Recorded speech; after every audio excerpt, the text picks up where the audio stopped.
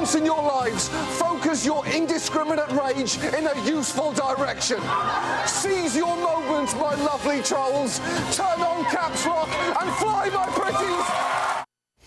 That was comedian John Oliver last year urging his viewers to write the FCC to support net neutrality, plan to have government make sure the internet is fair to everyone. So many of his fans went to the FCC's website, the website crashed. As a result, the FCC has now passed a net neutrality rule.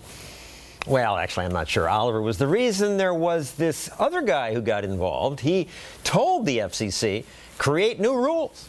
So now they have. A major shakeup in how the internet providers can control what we all see online. And you thought your cable company was a nightmare. Just wait till you're on hold with Washington. Well, that's Neil Cavuto's spin. He suggests the internet will be smothered by government. And I think he's probably right. Though most of the media seems to like Obama's new plan. Here's how NBC explains it.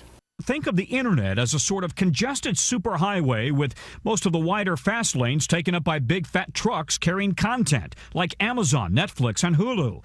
The FCC's new rule will mean those big companies will not be able to pay to dominate the fast lanes. The new FCC rules will also prohibit internet service providers like Verizon, AT&T, and Comcast from slowing down internet traffic and blocking access to competitors. Yes, no blocking, no slowing down. It sounds great. I'd be more certain if we were allowed to read the 300-page rule, except they wouldn't allow us to see it. Of course, the FCC commissioners are able to read it, and fortunately one of them joins us now. Republican Commissioner Ajit Pai voted against the new rule.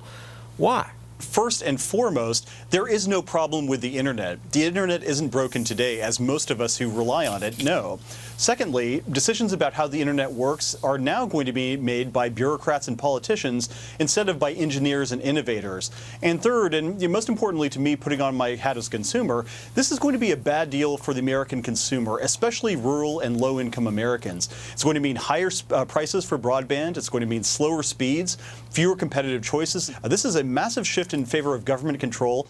But you make it sound like you and your fellow commissioners are just out of control and you're going to jump all over the internet. The other commissioners say, oh, we're going to have a light hand. We're just going to punish somebody who does something wrong. Do you trust Washington bureaucracy to get internet policy right?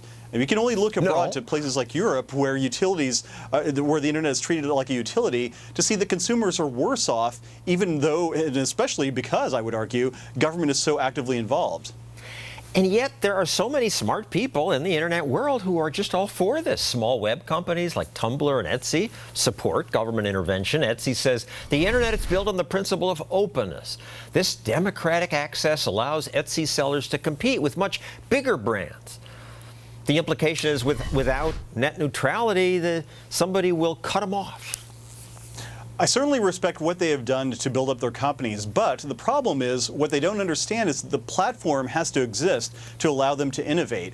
And if we adopt these heavy-handed regulations that are going to dissuade some of the broadband providers from building their networks or upgrading their networks, then future Etsys, future Tumblrs simply won't have enough bandwidth, so to speak, to be able to deliver some of those innovative services to the American consumer. And I think that's why you're seeing a lot of companies like Tumblr and Netflix now saying, whoa, these rules might not be exactly what we bargained for. Also opposing you are Facebook, Google, Netflix, and President Obama. They say the internet is a public good and should be regulated like one.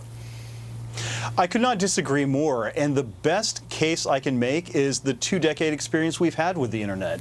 It has thrived without the heavy hand of government regulation. Even if there were a problem with the internet, which there isn't, the common carrier regulations we just adopted are going to make it a lot tougher for broadband to be deployed to some of the most difficult to reach parts of this country. So ironically enough, the regulations we just passed, well, because if you are a provider and you have a limited amount of capital and the government says now we are going to, for the first time, micromanage how you deploy your network, what service plans you're going to be allowed to offer, and all kinds of different business practices might be under scrutiny now, you're going to be a little more careful about deploying some of that, or spending some of that capital to build out your network. You might not build it at all.